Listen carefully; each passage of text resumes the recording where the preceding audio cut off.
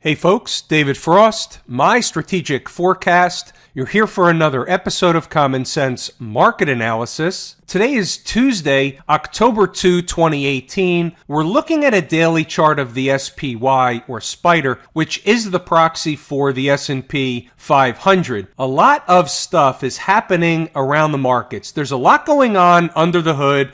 I want to talk about as much of it as we can. I've got a lot of notes. If we get through even a part of the notes, it's going to be fantastic for everybody across the board. What I also want to do is go over a couple of different charts, a little bit of a variation from a visual perspective of what we normally look at, just to get a little bit of a different look. We always have to make sure that we look at the market from as many different perspectives as we can. We don't have to use all those different looks all the time. We want to know about them, we want to be aware of them, and we want to be aware if there is a different look based on a different chart. That's all going to become more clear when I get into a couple of the varieties of different charts that I'll show you. Before we really get into the weeds, let me just once again thank everybody for participating and posting comments under the video. Please continue to do so. In particular, on this market analysis, this particular video, please get some interaction going because we're going to look at a lot of different things. And if you see something out there that I'm not necessarily seeing or I'm not going over, we all want to know about it, so don't be afraid to put your 2 cents in. In addition, please hit the like button and share the video with anyone you think can benefit from this information. All right, let's start with the daily chart of the Spider. And some of the stuff is repetitive, but that's okay. We have to continue to look at the chart every single day, visualize what we see, understand what we see, and if it happens to be the same thing as yesterday, that's okay. We move on. Obviously, it takes me longer to explain and go through everything than it takes you over time to just look at a chart, know what it's telling you, and move on. So on this chart, really we have no change from yesterday. From a longer term perspective, we're above all the moving averages. There's technically nothing wrong with this market. But we'll get more into the weeds, and we're going to look under the hood at some other stuff. But in terms of the daily chart, is anything wrong with the Spider chart? Not ever so slightly. Now, we could make a case that we have put in, or we could potentially be putting in a lower high, and that'll be the case if we get below and remain below and obviously trade underneath these levels here. That'll promote lower prices. We'll talk more about that on another chart that we're going to take a look at, but that's an if-then type of statement. Right now, we're using yesterday's high as a line in the sand. Yesterday's high will certainly turn the market back bullish, and you can use hourly closes and certainly daily closes above yesterday's high to determine the bullish nature of the market. And that'll also be, even if it's on a short-term basis, it'll still be bullish, but it may just be on a short-term basis, but bullish nonetheless.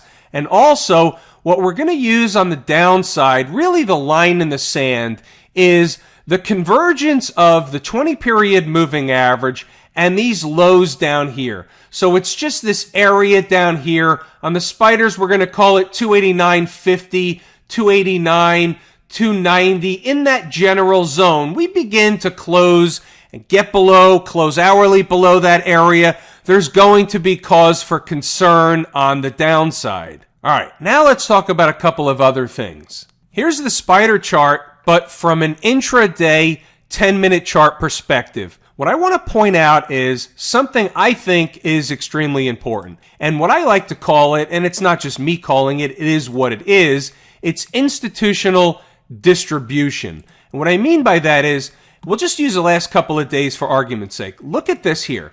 So here's the high made at 10:40 in the morning. So the high is made mid-morning, and you have a high, and then the market scales down, and it does try and recover at the end of the day, not to finish on the lows, but the market finishes near the lows.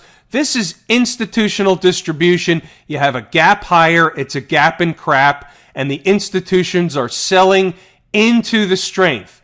This morning, so here is about noontime. So the market trades up into about midday. We trade sideways, and then we go lower in the afternoon. Once again, institutional distribution. What happens if we go back farther? So where do the other highs sit? So here's another high. This happens to be just after lunchtime. We trade down into the end of the day.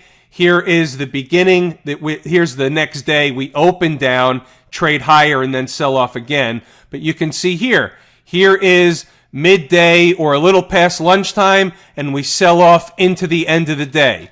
That's institutional distribution. So when you see that, and I'm just going back farther and see again, this is on all the way back to the 20th of September. Now we're getting into something different. So this is the end of the day, and we had selling into the next day. So it's just been the last few days. I don't want to confuse the issue. We'll just keep it to the last few days of time is institutional distribution.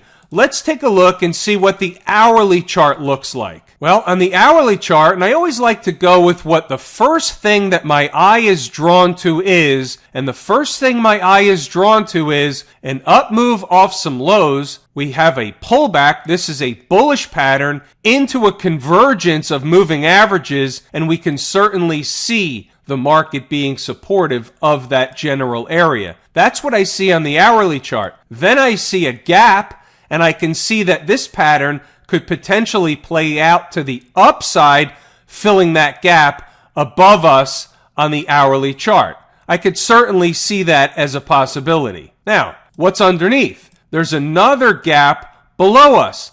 Could I see that gap being filled? Of course I could. There's also a 100 period moving average. The problem is we're almost in the middle of a range. So if the range on the high end is up here and the low end, this recent low down here, we're in the middle of the range. You really don't know which way the market's going to break. Is it going to break to the downside, or is it going to break to the upside? I could also make a case that there's somewhat of a triangle forming here. I'm not in love with it. I only put it up because I saw it, I visualized it, I put some trend lines to see what it would look like, and after the fact I said, I'm aware of it. It's a puzzle piece. Maybe it's a small puzzle piece. I'm not in love with the triangle, but I am aware of it, and I just want to know about it. So I display it for you because my eye was drawn to the fact, because we're in the middle of that range, and we're in a range, could it be a triangle? It could be a triangle, so I wanted to put it up there for everybody to see. We're back on the 10-minute chart, and I want to make mention of a couple of things. A, the market had an opportunity to sell harder today. They certainly could have went down and filled this gap down here that exists right down here around 290.60. They could have done that, and they didn't do it, and the question that arises is, number one, why?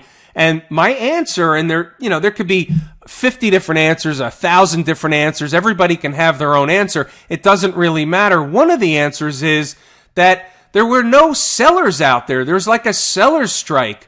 Our total volume is 47 million shares.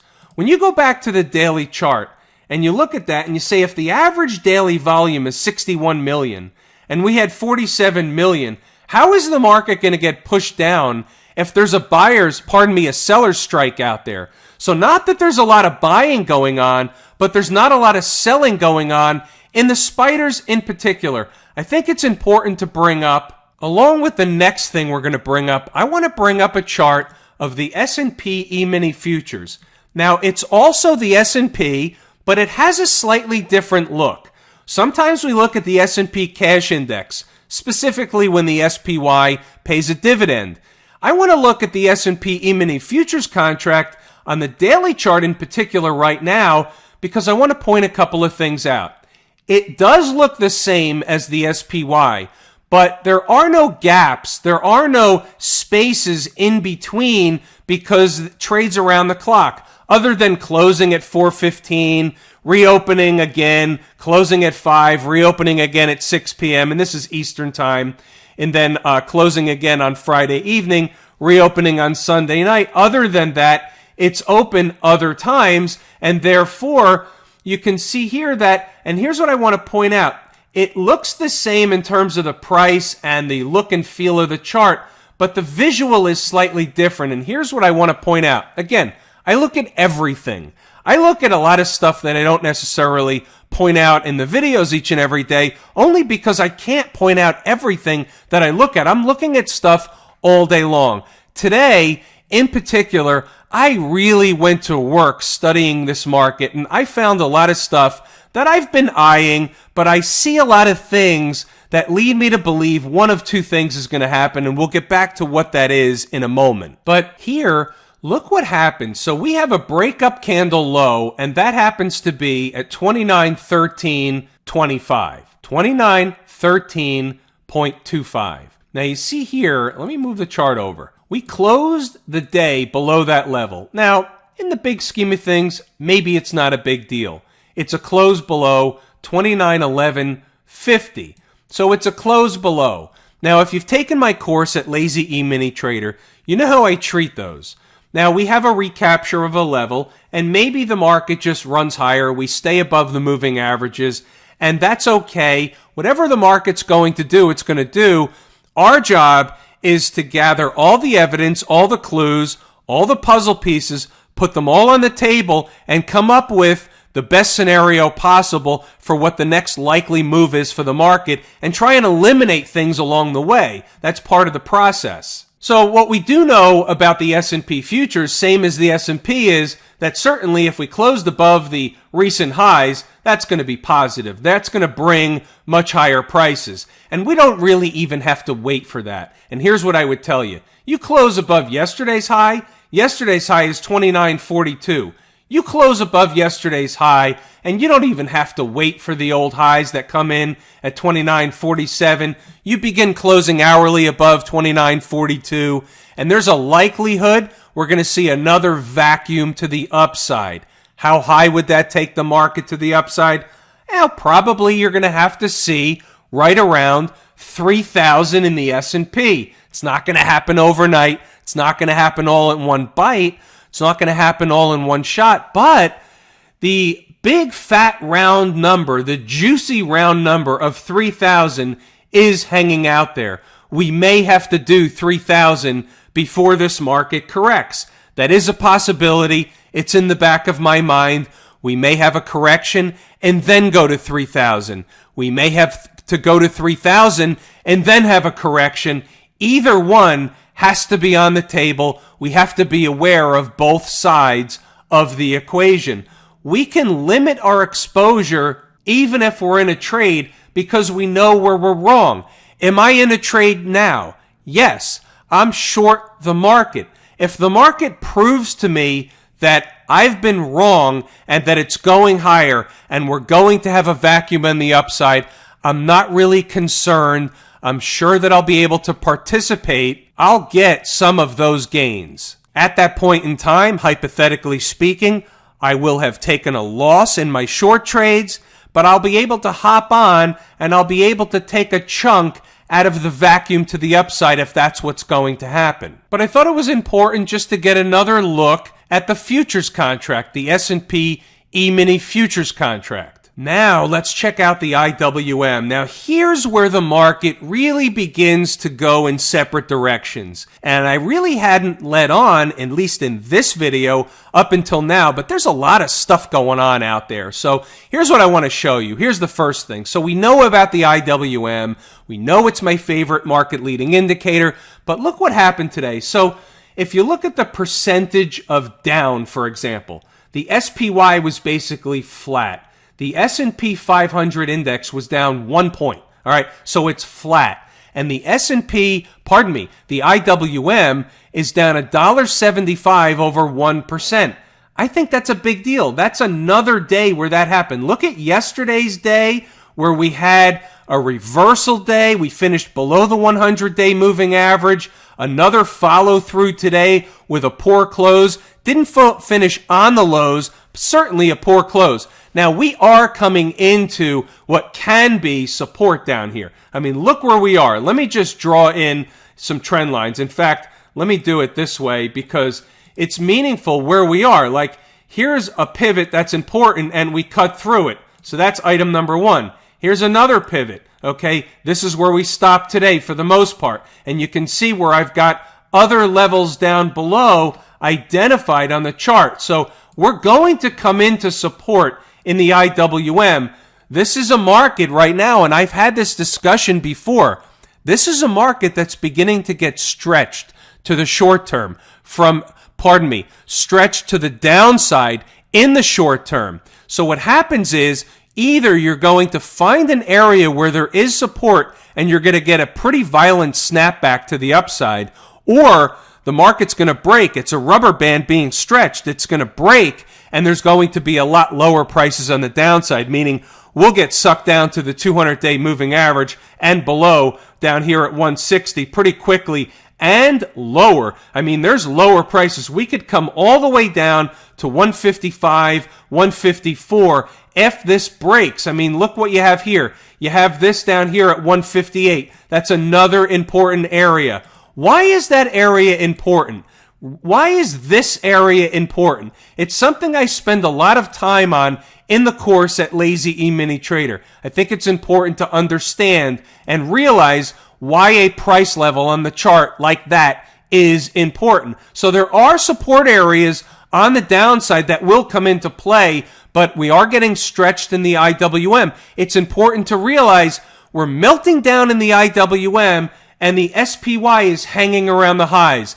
Isn't there something wrong with that picture? By the way, while we're on the topic, you have a new closing high in the Dow Jones Cash Index. All right, that's on close, 26,773.94. What's the previous high? Let me just move this over to make sure that everybody can see it. The previous high is 26,769.16. We're above that level. There's a line just showing us that we did close above that level today. So we have a Dow at new highs. We have an IWM melting down. We have a VIX that's flat with a Dow at all-time highs. And we have the transports melting down also, down 128 points or 1.13%, right into the 50-day moving average. So you can see there's all kinds of conflicts going on all over the place across many different markets, across many different charts. Something is going to give, something has to give one way or the other. Let me put it this way. You have the IWM and the transports getting smoked to the downside, and you have the Dow at new highs, you have the S&P near new highs, you have the NASDAQ, which we'll talk about in a moment, near highs. And, one of two things is going to happen. Either the transports and the IWM are going to find support and turn around, or the other markets are going to find resistance or get rejected, find overhead resistance, and fall out of bed. One of those two things has to happen. They're not going to trade in opposite directions, and I mean category A and B. And let's put in category A the transports and the IWM, and in category B the Dow Jones Industrial Average, the S&P, and the Qs, for example. All right, and by the way, I don't talk about the Dow Jones Industrial Average all the time, or at all for that matter, but closing at new highs has to stand for something somewhere along the line. Either it's going to be the ultimate fake out, or these other markets are going to have to turn around, find support, and get going in the other direction. There's just no alternative. Now, in the transports from a symmetrical standpoint, you can see here that we made a pretty nice symmetrical move. We had a down move. We consolidated in a bear wedge fashion for a number of days. And then we have a secondary move lower right into the 50-period moving average, first making attempt at the breakdown candle high, which we normally do. It's almost picture perfect. It's like textbook, only there is no textbook. You're not going to find that in any textbooks. Here's something we haven't had reason to look at, the XRT. This is the S&P retail sector spider. It got absolutely hammered, taken out behind the woodshed today, down almost 3%. Now, you can look inside the index and find the top holdings in the index and which ones were taken out behind the woodshed today. But the point of the matter is we have an entire sector.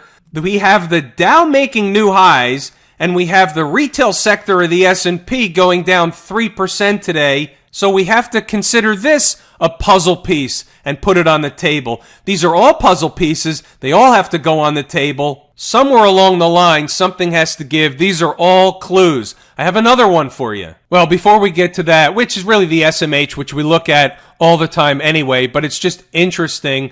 First, the XLF, which we did find some support down in this area. We talked about this area several days ago.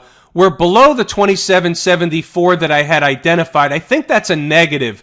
I consider that relatively bearish. So let's see if we can get back above that level. I wouldn't be long the XLF until we can close back above at least that level, 2774, splitting hairs by pennies. Call it 2775 or call it 28, but I'm not comfortable being long until we can get back above that particular price level. So we have the Dow making highs, we have the S&P near highs, and we have the financials not near highs. We have the financials down several days in a row, maybe finding support, maybe making a bearish pattern. We don't know just yet. That's why I want to give it some more time. I'm not sure if this has lower to go or if we find support. Now, if we find support and this starts to the upside, are we getting a turnaround in the transports? Are we getting a turnaround in the IWM? And are we getting more upside in other markets across the board? So I think the XLF is important. I'm watching it very, very closely.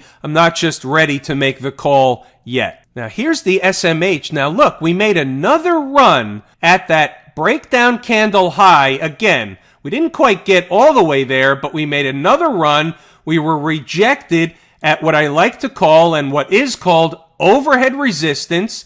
Here's overhead resistance. So you can see the market was rejected here, here. We never made it here. Now we came up to try it again, and the market was rejected, or price was rejected at that level in the SMH one more time. Now the close, you can see they're struggling around all these moving averages, but we really did finish poorly. In fact, it's more magnified when you look at the hourly chart. Look at this rollover that occurred in the SMH. Now, you can see what my eye was immediately attracted to in the SMH is this breakup candle low. That's going to be our line in the sand. The number on that level, and we'll put it on the chart, the number on that level is 106.23. We close hourly below 106.23. That's going to be negative. There's likely lower prices coming, but that'll be the start of likely more things to come on the downside. But we'll put the line in there, 106.23. That's going to be our line in the sand from an hourly chart perspective. Certainly, closing daily below that would also, by default, be a negative. Sorry to be Captain Obvious. I want to go circle back to something else, and we discuss this all the time, and I always say, without the financials, and we'll go back to the XLF, but there's a method to the madness as always. Without the financials, it's unlikely that the market's got a lot of juice to the upside, right? You need participation from the financials to have a real bona fide breakout across markets and have a whole nother leg to the upside. So you need the bank stocks to participate. So let's look under the hood of the financials and see what we have in the bank stocks. So we look at some of the largest ones out there. So first and foremost, what comes to mind? Bank of America looks very similar, almost identical to the XLF. So we're not getting any new information from Bank of America. How about JP Morgan Chase? Interesting, JP Morgan Chase, we lost this breakup candle low, but we found support somewhat down here and we're above some moving averages. But it's interesting nonetheless. We're not near the highs like we are in the S&P. We're not near the highs like we are in the Dow, or we're certainly, the Dow is near or at new highs, but we're certainly nowhere near that in JPM. It's interesting. It's not terrible. What do we have on the weekly chart? There's nothing wrong with JPM. We had a weekly chart reversal candle, but if we can hold these moving averages, this is really just going sideways, building energy for another leg higher in JPM, but we did have a weekly chart reversal candle. We need to keep our eye on that. When you go back to the daily chart, that's this from last week on the daily chart. That's a, overbought condition working itself all off on the daily chart. It did put in a weekly chart reversal. We need to monitor that on JPM if you're a JPM watcher. but above the moving averages on the weekly chart is still bullish. There's no two ways about that. How about Wells Fargo? That doesn't look good. So Wells Fargo is having some trouble here. We don't need this anymore. That was from a trade ago. This is a terrible chart. So when we go over to the weekly chart, what do we see in Wells Fargo? We don't see a healthy chart. We see nothing like a healthy chart. We see a chart that made a lower high, is rolling over, and likely going to have to challenge these lows down here of $50. That's just the way it works in Wells Fargo. So the banks don't look like they're going to tear to the upside. I don't remember whether we looked at the Qs. I don't believe we did. Here are the Qs. They look very similar to the spiders. Above the moving averages, this is somewhat of a line in the sand. It's an arbitrary number. Don't read into the 186.17. I just kind of put it up there, and it could be anything. It's really 186 is really my line in the sand. I wanted the market to stay below on a close 186, and we did. So we'll see what happens. That's for the downside to continue. So that's just an arbitrary line. I don't even really need it anymore. But the reason why I bring up the Qs also is because we want to look at the leading tech stocks. What do we have going on? Amazon down $30. Keeping with the story of a potential lower high. We just want to make sure we're aware of everything we can that's important going on across the markets. Apple's in a class by itself. It's just a powerhouse, probably wants to go higher. 229.67 is the old high, I believe, yes. And we haven't closed up there yet, but you don't want to get in front of Apple. It's in a world of its own. Facebook is a broken stock. This wants to go lower, wants to go down to 150. Netflix, okay, we talked about this, no change, just had a down day of 1%, but this is not really that bullish. It's above the moving averages, which isn't terrible, but it's more of a wedge pattern, not in love with it. Google was flat today, no new information. Below the 50-period moving average, struggling a little bit, some overhead resistance.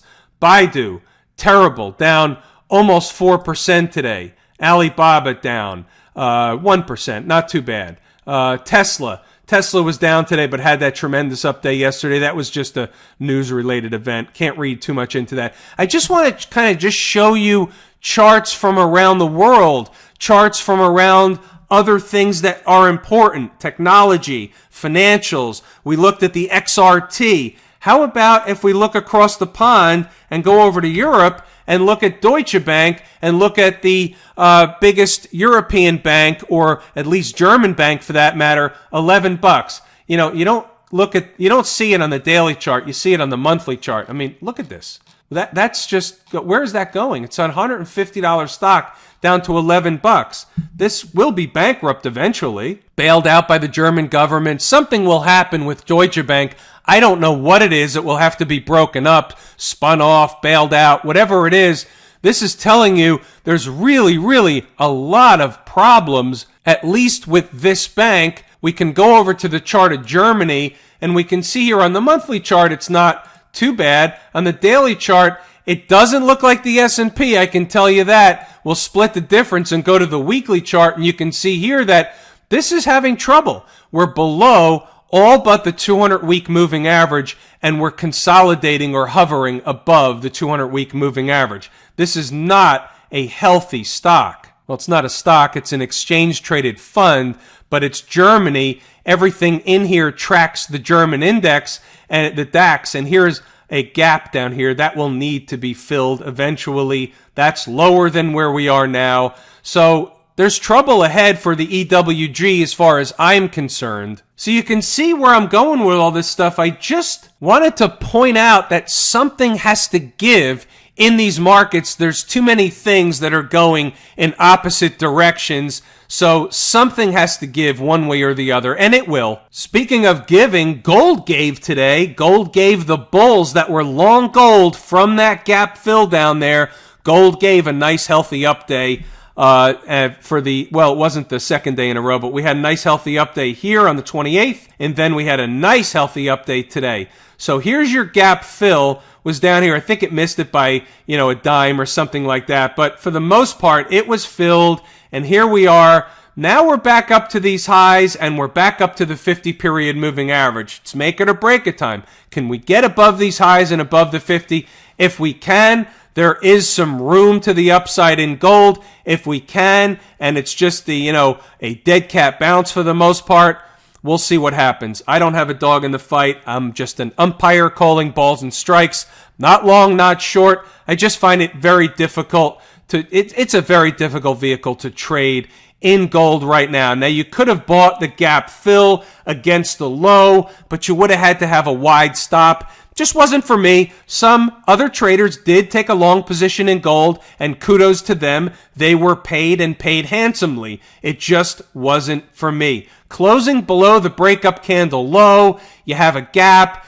Anything could have happened. It just wasn't for me. In my book, it wasn't a high probability trade. That's the way I was looking at it. Crude oil. I still think we're not finished on the upside in crude oil. It's overcooked on the upside for sure. Maybe we just go sideways for a while, come back down to the beginning of the hot zone, maybe 74. We'll see. I still think we can get into that zone of 76, maybe even up as high as 78. Let's give it another day or so, but it's doing what it was always supposed to do, which is get up into the hot zone. Came close, missed it by that much. Those of you that understand and are old enough to know Get Smart, missed it by that much. We pulled back, and here we are making another attempt, busting into the hot zone. We'll look for signs and signal of a trend change. I just don't think it's done yet on the upside. And with that, folks, I'm really out of gas, out of wind. I'm going to give it a wrap here tonight. I'm David Frost, my strategic forecast. Thanks for tuning in for another episode of Common Sense Market Analysis.